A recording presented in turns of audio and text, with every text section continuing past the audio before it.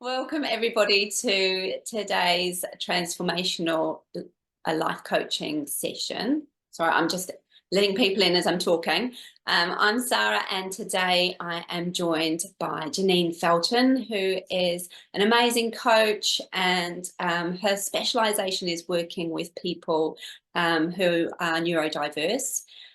She's been doing that for quite a few years now. And I wanted to really pick her brains about that area of coaching, how we can get more people into working with the neurodiverse community, and the tools in your tool belt that will really help you if you are feeling that pull to work in that area. So welcome, Janine. Thanks so much for joining me today. Hi, it was a pleasure to be here. Wonderful. And so I guess that the first thing I really want to know is a little bit about your journey, and kind of going right back in time, how you first got into coaching and when it was for you that you had those first few sparks of, oh, these are the people that I really want to work with. Mm.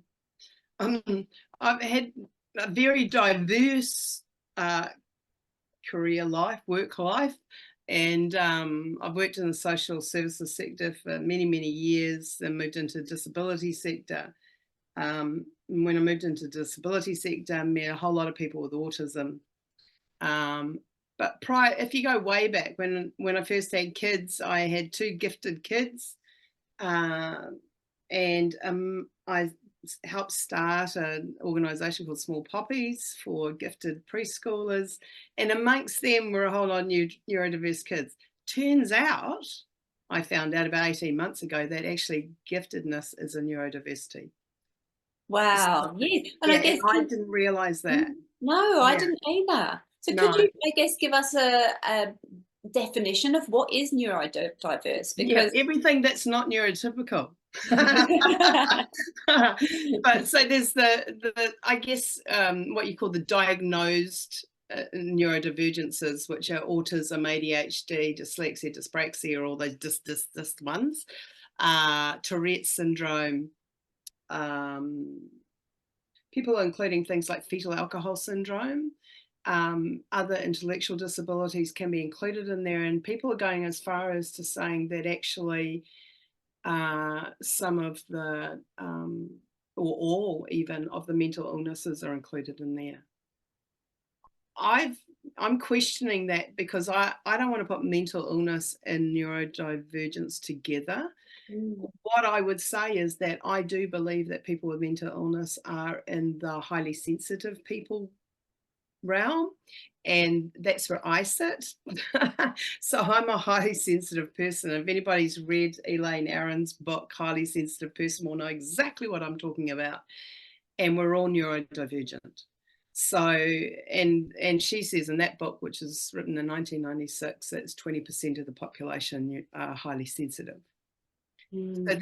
there's the ones that can be diagnosed, I guess, and then there's the others. And so the highly sensitive person, the gifted, hypergraphic, which are the people that are intensely artistic. My youngest daughter is probably one of those, so always writing or drawing or painting or creating, and she's a tattoo artist who then goes home and still writes and creates and does spoken word. And she's just continuously creating. So that there's another neurodivergence. Empaths. Empaths. I again, I tick that box as well, and it's kind of like now I understand that empaths are actually neurodivergent. We see the world very differently and very intensely. And But this you is said probably that if why you were I'm out. thinking that, and I'm sitting here thinking, well, I'm probably empath, I'm probably sensitive. What are the little signs that you can tell whether you as a person are kind of in that area? Yeah, yeah. So that the thing that one of the things that stands out for people that are diagnosed, with ADHD and autism is sensory sensitivity. But for those of us who are empaths or highly sensitive, we actually have those as well. We just can manage them a little better than those with autism can. So for instance, loud persistent noises for me, the older I've got, have become more and more difficult for me to deal with. I seek out quiet places, even though I'm an extreme extrovert, and I'm always seeking people out. It's going, actually, you know what? I need some quiet now. And we learn that as we go on, as we age, and we develop, and we realize, we might be extroverts, but boy, do we need some quiet time as well. And being a coach, obviously, you develop these skills as you go along. But so the sensory stuff, but the emotional sensitivity is where it kind of really is very obvious. And for empaths particularly, it's the feeling other people's emotions, like literally feeling it, walking into a room and sensing the energy to the point where it actually affects you. And whether you can mask that or deal with it or kind of push through it is not the point. It's actually what it does to you when you enter the room. And for most of us, when we start our lives, we just learn to ignore it, to push it to the back. And as long as we don't have anything else that's more significantly neurodivergent, like ADHD or autism, we just ignore it. Or we just switch it off, actually. For a lot of us, we switch it off. But yeah, and it can go into psychic ability, it can go into, but apparently they've done studies and there's actual biological difference. Wow.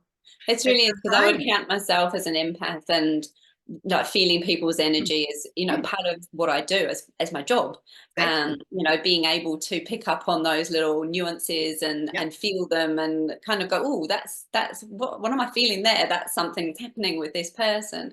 But yeah, I'd love some tools to be able to turn it off if I do, when I don't want it, would be wonderful. Yeah. But there's a problem with turning it off. And that's where my work with neurodivergent people is, like people with autism particularly, they turn that stuff off because it's so painful and so difficult to deal with, to their detriment. And I think for us as empaths, it's more a learning to acknowledge, sit with it, be okay with it, understand it, and then we're able to live and work and be our true selves. There's a whole lot of work in that. Well. It is all about authenticity. Yeah. And I remember working in the community, and I had come to a stage where I was starting to realize that empath stuff was something I just couldn't ignore. And I would cry with clients. I do. Yeah, exactly. Good. That's what I say good. It's like, I'm just feeling what you're feeling. It's exactly okay. And there is nothing wrong with it, but it's so interesting in so many professions that they're told that they cannot cry or feel or empathize with the emotion to the point of tears because it's not professional, and that's just nonsense. I'm sorry, I throw that out as nonsense. And so empaths working as coaches, you've got to be able to allow yourself to be authentic. Yep, absolutely. Yeah. And so with that kind of range of diversity, I'm making up new words now. Diversity. Can we just go to, for example, ADHD? Because I think there are so many people who are being diagnosed are realizing that they have some of those traits.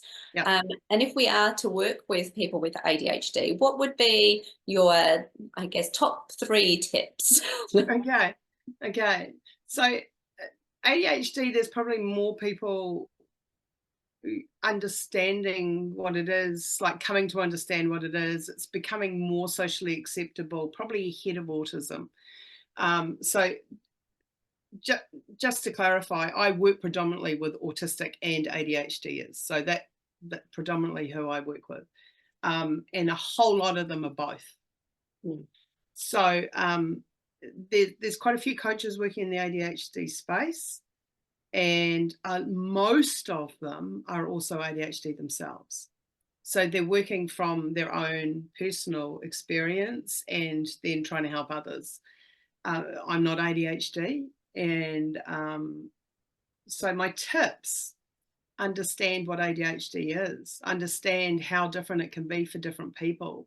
There are 3 types of ADHD, know what they are, seek out people who have had the diagnosis and spend some time with them, so you really get to understand something of the nuances of what it's like. Do lots of research. I get a newsletter from Attitude magazine, which is an American, very medicalized magazine about ADHD, but within it has some really good and always up-to-date research. So it's a really good, if you want to look into coaching ADHD, then, and they do lots of training sessions and you can get certificates and all sorts of stuff. So it's a really good resource. Understand as much as you possibly can. If you're ADHD yourself, make sure you have an excellent ADHD coach yourself. Because you're going to need it. And you will know that if you're ADHD, you'll know that you'll need that input. Yeah. Can you give us an example of a client and the type of kind of coaching that you did with them? Yeah. So I think there's two areas that are predominantly what we talk about and coach on. One is emotional regulation, emotional understanding development, growing emotional intelligence, and the other one is personal identity. And like I said about the masking, ADHD is masked as well. And so in order for them to develop their own sense of who they are, what they're about, if they're going to get a diagnosis or they've just been given a diagnosis, what does that mean? So the whole lot, all that self-understanding stuff, that's the predominant stuff. And that's what we always start with. Emotional regulation is always an issue. And so I do a whole lot of work around, I did some training in nonviolent communication, and they've got some beautiful resources around feelings and needs, understanding you have a need, but then if the need's not met or if it is met, these are the feelings you have, giving vocab around emotions, all that sort of thing is really important and really helpful. It goes into relationships because there's always, usually tricky relationships that they're either dealing with right now or have the memories of constantly in the back of their mind, and that all plays into their identity. And so there's always this happened, like I was victim of domestic violence because I allowed this to happen. That's all playing here at the same time as that, everything's triggering. So there's a whole lot of stuff going on. So just keeping it really, really simple on what is the emotion you're feeling, going deeper, like anger. Okay, anger is usually a secondary emotion. What's below anger? And talking through what it might be. Is it frustration? Is it irritation? Is it disappointment? Is it actually sadness? What is it below there? I think we've talked a few times on these talks about that wheel of emotions. That's really, if you don't have it, get it, because it's such a useful thing. Somebody just gave me one of those. Yeah, that's it. Perfect. It's a wee bit blurry, but blurry. But yeah, it's quite good. It starts in the middle, doesn't it, with the kind of base emotions, if you like. The base emotions: happy, surprise, fear, anger, disgust, and sad. Yeah, and then it goes out, and then out even further. Yeah, but the really pinpoint that actual that little tiny bit of what the emotion is and how you would best describe it. And when you give words to something, it's it makes it manageable. But also not just the words, but also connecting with the body, because a lot of the time there's a disconnect between what the thinking is happening, what the feeling is, and what the actual physical experience is. So very much, grounding the emotion in the body. Where are you feeling it? What's happening in your body?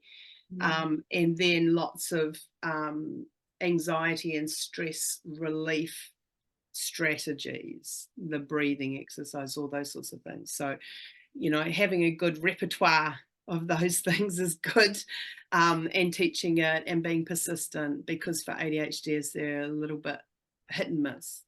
Not a little bit, a lot hit and miss. And it's kind of like, you know, if this one doesn't work, let's try another one. Like, you've got to be super patient.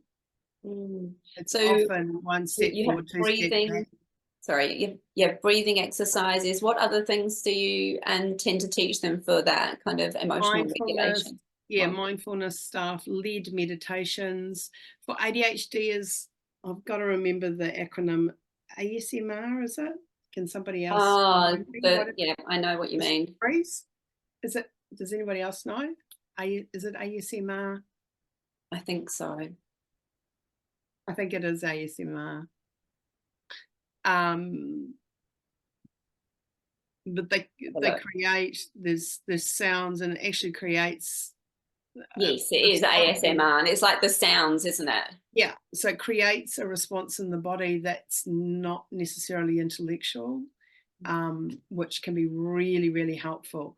So when you go online and you seek out some of these things, it's just helping people connect with them. There's all sorts of apps and stuff for ADHDers and autistic people that they can, you know, for planning and prioritizing, because once you get past the emotional regulation and the identity development stuff and feeling confident in themselves, then you can work on the planning and prioritizing, all the executive function stuff that is usually much lower than what their intellect is. So yeah, and we're always remembering this is not about intelligence. No, absolutely not. And I think some of the Neurodivergent. most intelligent people in the world are ADHD. So you look at some of the amazing Most CEOs creative. and, Yeah. you know, and creatives, exactly. Yeah. And I think part of it is that you know, the brain works in a different way, but it has, because of that, it's kind of super developed in this amazing creative overview view of the world. And often visionaries and people like that have that way of thinking, which is amazing. It's like a superpower. Yeah, we've got to be careful with that word use of the superpower term. It's bandied around a lot. I know for people with ADHD and autism, it can be a little too flippant for them, because it's kind of like, yeah, you come and live a day in my head and see how much of a superpower you think it is. Yes. So you kind of got to be careful with the terminology around that. And I think there's toxic positivity in it that can be damaging. So yes, there is a superpower in it, but it takes a lot of support and a lot of input from good people around them in order for them to be in this right space, comfortable and able to sit in that, you know, and be allowed to be in it. Because often the superpower can be highly super focused, and that can be at the detriment of relationships, of other things that need to be done. And while that's a superpower, people might not always see it as such. And so you then have the judgment of others around them. Yeah. And it's being able to regulate that and understand, you know, we were talking before about that wheel of life. And if you're super focused in one area and one area only, then everything else kind of like shrinks away. Yeah. And for people with ADHD and autism and other neurodiversities, it's kind of like, how do you make things as concrete as possible? So I have this enormous whiteboard in my office where I meet with clients. And so I make things visual. So making things visual is really important, even if it's only words that you can then link and see how these things join together. You know, it's just like, as visual as you possibly can is really, really helpful. Yeah. What were we talking about? I was thinking that before we came on, you were saying there is a huge space for people who want to coach. I would really like to encourage anybody who's got any inkling that this might be a space they'd like to be in, or they've got some experience because there's a family member with ADHD or autism or dyslexia, or, you know, And I mean, look, let's talk about learning disabilities. Dyslexia, dyspraxia, dysgraphia, dyscalculia, they all come with much more complex social and communication issues than ever is acknowledged. And so even those, you know, and people think that they're only for kids. You know, that's only a thing that kids deal with and they grow out of it. You never grow out of it. And so, you know, they're the very hidden, and I say this in inverted commas, disabilities, challenges that come with a whole lot of other difficulties that need coaching. Yeah. You know, that need coaching. So the executive function staff is also weaker in all neurodivergence. And I put my hand up here because as an empath and a highly sensitive person, guess what's the first thing that gets affected when I get a little bit of stress? My executive function. And so I understand it, right? My planning and my, you know, like my desk organization, all that stuff goes out the window. I'm also extremely people focused, so it's always going to be about the people first. But you know what I mean? I understand a little bit, yeah. But I Yeah. can also tell you that empaths and highly sensitive people make great coaches for those who are more affected by neurodivergence. We make the best coaches for them Been because we talking have a some little bit sense of it. before about how often people who are neurodivergent, you know, if they're offered anything at all, it is generally counselling or Oh, something yeah. like that, which and it's annoying, you know. I mean, if I talk about autism now, I mean, there's a lot of autistic people who you wouldn't notice were autistic. You know, I seem to accumulate autistic women and teen girls because they're the most proficient maskers, and they get to a point in their lives where they really can't do it anymore, to the extreme that they've done it as, you know, developing children and teens. And they come unstuck because they've realized they have no idea who they are. They don't even know what they like or dislike. Now, that's incredibly sad. That's incredibly sad. Those are human beings who have not been allowed to be themselves. And there is a beautiful space there for people to work in. You know, there's autistic men out there who would desperately love to be connected socially and really have so many difficult memories of attempts of socializing that's become impossible for them. yeah, You I know, can there's hear like nothing that, the passion in your voice when you're oh, talking about, you know, people being allowed to be themselves. And I think that's a really strong thread through your story. And, you know, I don't know how much you want to kind of go into your past, things like that, but I think it's really important to be able to connect with other people and see that through your own experience. I'll share a little bit of my story. Seeing you raised it. So being an empath, I've now realized meant that I lived most of my life pretending to be somebody else for the benefit of others and because I thought it would make my life easier. So I finally came out as lesbian at 50. Yay. Yeah, and it was surprising and hugely freeing. And what I realized was that didn't put the empath part with the being gay and being in the closet for so long together until really recently. But at the time, it was like, how on earth did I live a whole life pretending to be something I wasn't? I was married for 20 years, had 2 kids, you know, and was a Christian. So did the good Christian wife thing. And it's kind of like, how did I even manage to do that when I know the truth about who I am? And that is masking. That is masking.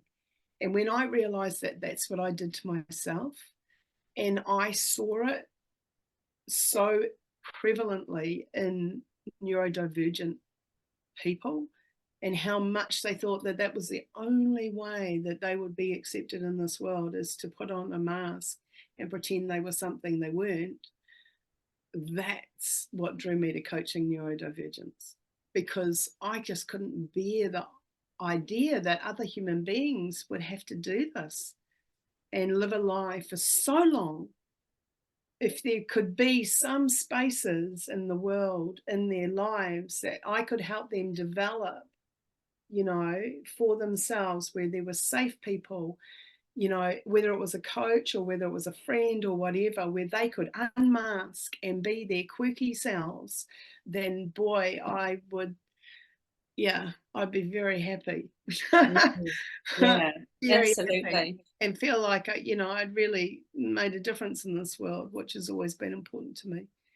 Yeah, yeah, absolutely. Yeah. You know, I think we all, as we grow and we develop and we learn things, we get the tools, and often it's the tools that we needed to give to our younger self. Oh, totally. You know? Completely. Completely. Yeah. So I think, you know, going back and, you know, going to your teenage self and being able to say, here you are. Yeah. Yeah. Yeah. That's right. That's I right. guess what would be the one sentence that you would give to her? To my teenage self, it's okay to be you. Mm. It's okay to be you. Lovely. Yeah. And yeah, that's just the thread that goes through your whole work, your whole life, everything that you're, you know, going to do in the future. It's a lovely thing. So always bringing yourself back to that. I think for everyone here, if you can imagine going back to your teenage self and gifting them one sentence, usually that's so connected to your purpose and why you're here and what you want to spread and all the rest of it. So it's a lovely exercise to do. I'm going to just open the floor to any questions. So that we can. I like questions. And I'll get everyone to unmute, and feel free just to pipe up or to write something in the chat or something as well. You're quite welcome to do that too. Who would like to ask a question of Janine? Oh, they've got Susie there. Okay, Susie, you go for it. Can you hear me? Yes, I can. Yep. Do either of you think that it's more prevalent now, or are we more aware? More aware. It's always been there. I give the example, like, of autism particularly. I remember when we were at school and all our desks were individual desks, and they're all lined up in beautiful straight lines, and we were made to have them beautiful. So that's perfect for autistic kids. Perfect.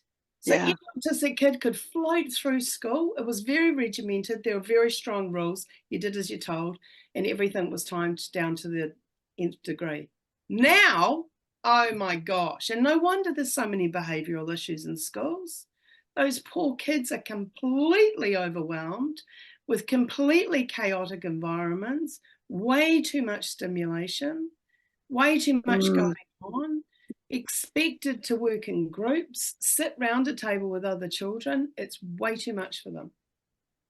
So, yeah, no, it definitely is. It's not more prevalent. It's just more, we were more aware of it. We're understanding more.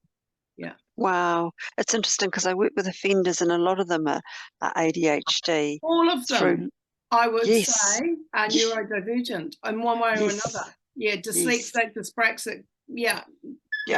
And they were the naughty kids in the class and basically learnt in the corridor if you were lucky. I mean, apart from all the other things of being with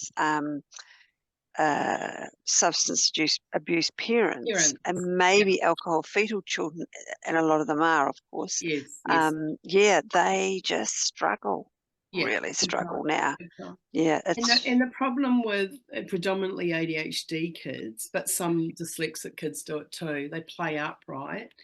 So that they don't have to do the work, because if they do the work, people see they're dumb. You know, with dyslexics and dyscalculate kids. Vicious circle, Thank you. Thank you. Could I, Stuart here, could I comment on some of that? Yeah, sure, absolutely. As somebody that bears the cross of being an empath and ADHD and probably on the autism spectrum, and have a son, now transgender daughter, mainly I see as a result of the way the school treated him in terms of unwanted behaviour, and eventually expelled from the school illegally, which I challenged with gusto through the Ombudsman's office, which took, and I've got the evidence to show that they treated it as an urgent case, but it took 5 years to get a decision that the board acted unreasonably towards him. He should have been at university, but now he's on a benefit in a flat that we own because we couldn't leave it to trust anybody else to look after. We still say his needs. I totally relate to what you were saying there, Janine, and I haven't got into coaching yet. I've done the course, but a bit like you, I think I discovered at the age of about 64, for my case, that I just went into accounting on the back of my two older brothers doing it, not even thinking about it. This was just follow the family path. I was good at maths. Yeah. Languages. Anything I could do with languages was teach or get into the diplomatic course. So, that makes sense. I'll follow them into accounting. I had a job there waiting for me. Didn't have to think about it. But what I find myself doing now is there are about 3 people I regularly they all work in government in Wellington. And I'm regularly, what I would say, counselling them or being a sounding board for. And are they all neurodivergent? They would probably have some elements on the spectrum. I just about guarantee it. All 3. Because like attracts like, right? Absolutely. I think, Stuart, you just like your whole story there just shows what a need there is for coaches to be working in this area. And I'm sure, if it's something that you feel drawn towards, that Janine would be a really good person to connect with and get some more information. I'll tell you something that I did, Stuart, as well, and it might be something that you want to look, and I started groups that acted as sort of support groups, like they were connection points for people with autism, but they were also, I also coached the group. So it's a really nice way to ease into coaching as well. So you're just facilitating a group, is starting with a subject and just having conversations around it. Kind of, it's a nice way to enter into coaching. So I called it a coaching group. You might want to look at it. And formalize it. Get people to pay some money. The other thing I thought of is the Wheel of Life and the Johari window. Particularly in the case of my oldest son, who is now in a team leadership role, acting up in that position. And I mean, he's one of the 3 that I'm referring to, but I could easily do it with others and love to do it with more people.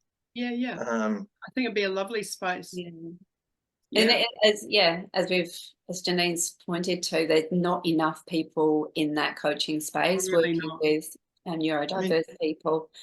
So we really need to, if you feel that's you, then there's definitely space for you. There's definitely work for you.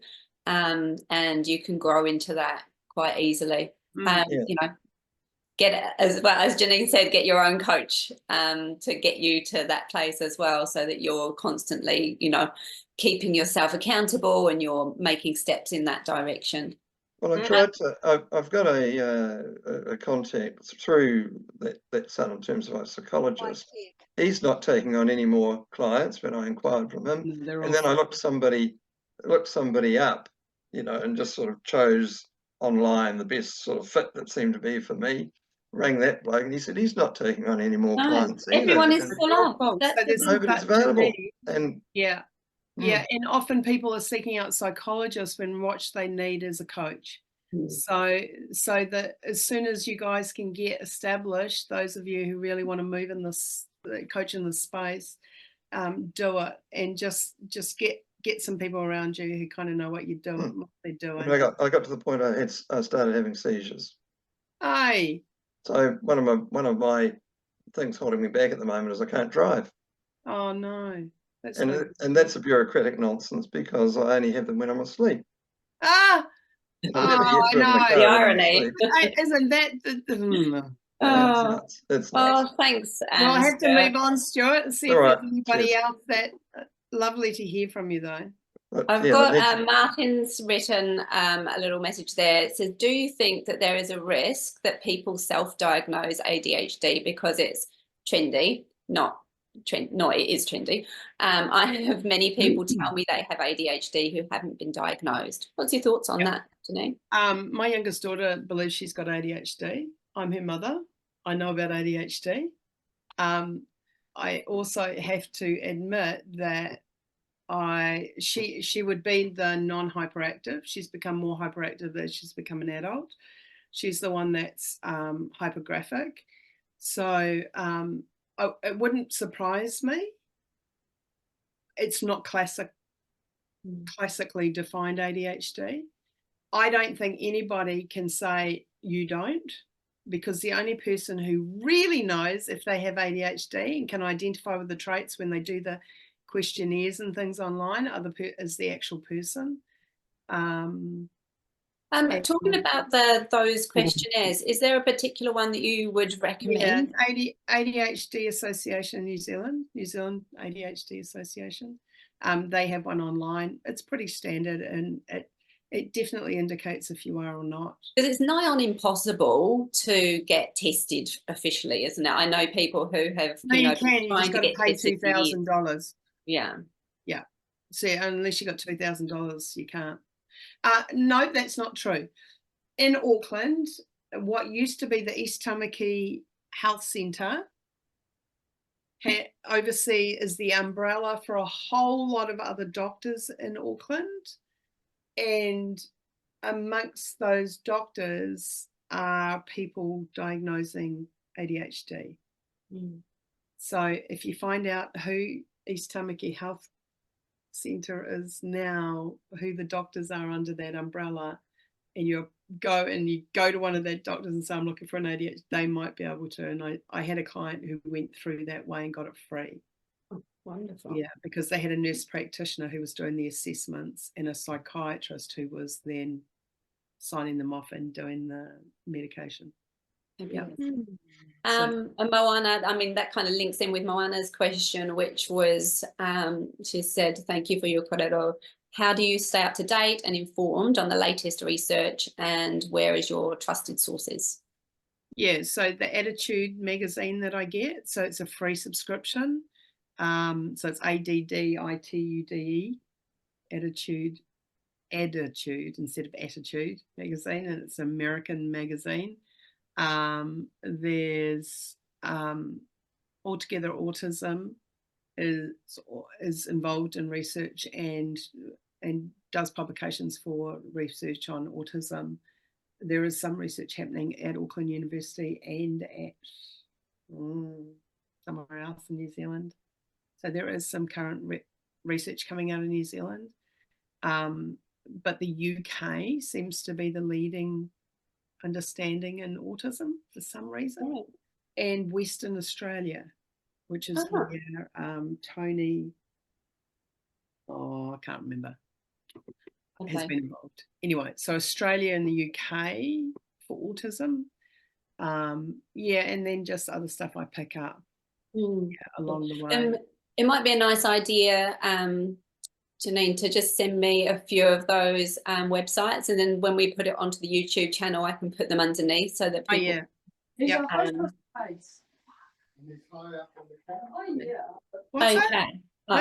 I think I've got interference. Does anybody else have another question for Janine while she's here? Please do feel free. Lovely. Jill. Hi, Janine. Thank you so much for all your information. I, as well as being a coach one-on-one, I also go into schools, and I work with year 12s and 13s in group workshops. Nice. And something you said before about connecting with the body is very much what this workshop is about. So I work with the whole cohort, because the idea is that it doesn't matter whether you're academically good or not. It's about your inner world. And so I work through body and then through the emotions, because I used to be a drama teacher, so I use those kind of techniques. So body, emotion, and then we do the kind of life coaching thing about strengths and goals, etc. at the end. So you kind of go from the bottom up. However, obviously, when you work with a whole group of people, you always in each class have people that are neurodivergent. And I'm not sure at this point I am doing enough to kind of include them, make them feel included. I've noticed that with year 12s and 13s, there's no problem, because I do so much physical that is actually we're all walking together, but everyone's in their own space. So the idea is I talk them through something which they think about as they are walking, so to create a bit of anonymity. So with the older ones, it's fine. But a couple of times I've been asked to do younger classes, and that have been completely disrupted by especially kids with ADHD. So, and I always feel that even though I'm trying to do as much as I can to deal with all the learning styles, I sometimes feel I'm failing these kids. Is there a tip that you can give me in a kind of classroom environment? It'll be I mean, the first thing that comes to my mind is the environment's too busy. And unfortunately, medication for ADHD is only some of them take it. And for kids, only some of it works with. And so there's a whole, I could talk for 10 minutes on medications, but basically I was told that really good for adults, kids and teens hit and miss. So if you've got unmedicated kids with ADHD in that class, in that environment where you're trying to do things and people are moving, it's way too overstimulating. Okay. So the lights, if the lights are tubes, fluorescent tubes, get rid of those. If the floor's too echoey, if the space is too echoey, trying to get that changed or use a different space or go outside. Just look at the environment first. You might be able to make some changes. Otherwise, ask them to wear headphones. Like literally to reduce the sensory input coming in. But the minute you have a whole lot of kids moving, that sensory wise is very overwhelming. And that's what you will be seeing in them, is that overwhelm, that overstimulation, and then they just can't control themselves. It's not a lot you can do about it. Well, that's a really good tip. Interestingly, part of the workshop, at some point they're all lying on their backs quietly, and we're doing a meditation, visualization, I call it, in the class. And that works always brilliantly, because even for some of the ADHD kids, you kind of go, oh wow, now everything's calmed down. So it's really good tips. And it's because everybody else has gone quiet and they've laid on the floor. Thank God the stimulation's gone. Now I can focus, right? And this is one of the things about ADHD people don't understand. They think kids with ADHD have attention deficit. That's where the name is so wrong. It's not attention deficit. It's attention overwhelm. They actually have attention to so many things. So the Māori term, aroreriti.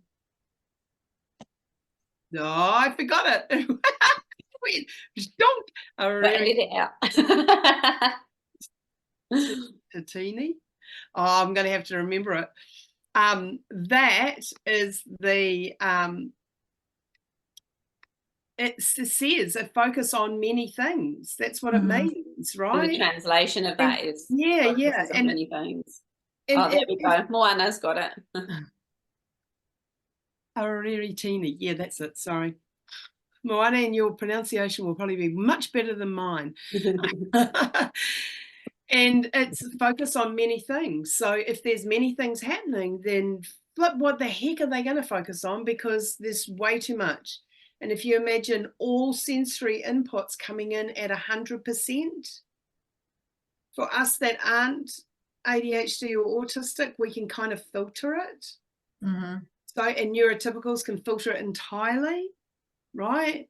So they can filter out background noise. They can filter out, or they don't even see the slightly flicking light. But for kids with ADHD and autism and adults, they can see all those things, and they all play a part. So here's this flickering light. You imagine if you had flickering lights in your eyes all day.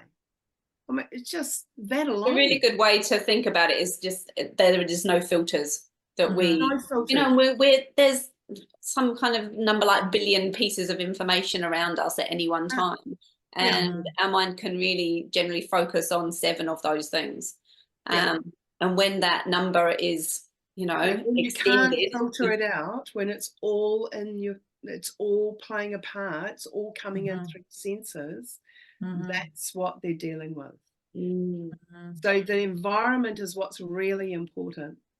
The saying that I claim it as my saying, people are not disabled, it is the environment that is disabling. Right? And that more than anything is the truth. And if we can change the environment for people, or we can help them change their own environments for themselves, then they've got half a chance at living the lives they want. It's really powerful.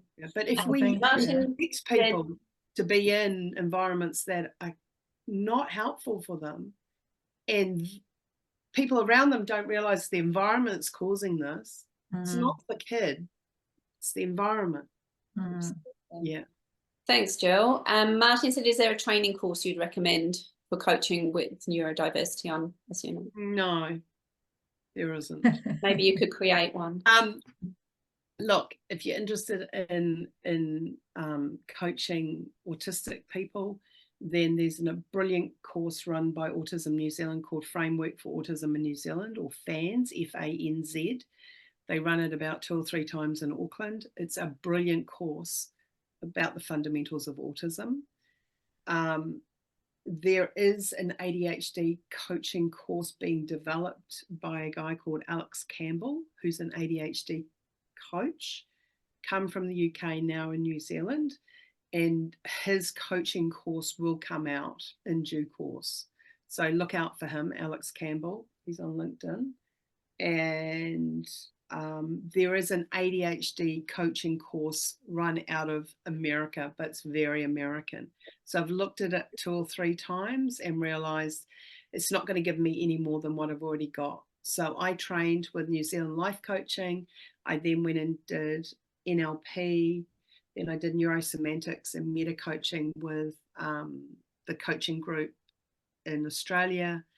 I've done M-braining. I've done CBT, mindfulness, mindfulness, 2 levels of mindfulness, CBT training, and have you done havening? Havening, yeah. Did you notice this one? This one's yeah. yeah. Havening, somebody, one of my counselors, one of my supervisors taught me havening. So I haven't done the course, no, but I know about havening. And really a lovely self-soothing thing for people who are overstimulated. Exactly, and also for being an empath. And so I've had COVID triggered some pretty intense anxiety for me because I'm a chronic asthmatic, and being an empath and highly sensitive, I coached right through it. But when I wasn't coaching, I was definitely feeling stuff. And so there was a whole lot of self-soothing stuff that I developed for myself in that time, which was really beneficial. So a whole lot of meditation, somatic work, breath work, positive intelligence course I did online. That was really cool too. That was quite a bit of going back childhood stuff. Yeah, so I'm forever learning, and I use everything. And I think as a coach you should be, it just depends on always who's in front of me. Yeah. So so my main training was started with New Zealand life coaching, but the bulk of the really gutsy stuff was the next one when I went to the NLP and neurosemantics. And that really set me up, and that was very intensive stuff. Yeah. Wonderful. Stuart also said, do you think it's better to acknowledge the label of the diversity, or to deal with their particular, parts of that, because they may not even have all of the symptoms or all of the, Yeah, well, I think that the more that I've coached neurodivergence, the more I've understood neurodivergence, the more I've understood my own neurodivergence, the more I realise that we all are a unique example of any one, and there's so many overlaps that I always use the labels, although I often now use the label neurodivergent. So I've got a client who's been coming to me for 2 years. He's definitely, in my mind, my understanding, high functioning autistic, but he does not like that idea at all. And so we don't talk about autism, we talk about neurodivergence, and that's just fine. It's just fine. Because, I mean, and the way I talk about neurodivergence, it goes across the whole spectrum anyway. You know what I mean? And there's all similar challenges, similar traits. When you look at the overlap of traits, it's considerable. There's very few that are just autistic or just ADHD, just dyslexic, just hardly any. Yeah. Yeah, it's fascinating. And there's lots with more than one anyway, and that seems to be more common than not. Absolutely. Well, thank you so much, Janine, for today. It's been absolutely kind of opened my mind up. So much more that we can learn and bring into our practice as well, because even if you don't want this to be your focus, you will come across people with neurodiversity in your work. It really it's unavoidable, because there are, it's just the human people out there are all different, and to have some of these tools in your tool belt can only make you a better coach. If you are thinking that you'd like to specialize, I'm sure, do get in touch with Janine, and she can point you in the right direction, or start looking at some of those websites. But otherwise, thank you so much for joining us today. Thanks, Janine, and I hope you all have a wonderful Christmas and a new year. I think I've got one more next week, and then I'm finished for Christmas. No. Join me next week. It'll be on Wednesday. Thanks for inviting me. Appreciate it. Wonderful. Go well. Thank you. Take care, everybody. Bye. I hope you enjoyed that video. If you'd like to find out more about professional life coaching training so that you can discover your true path and learn transformational tools and techniques, then click on the link below or go to nzlifecoaching.com/transformation.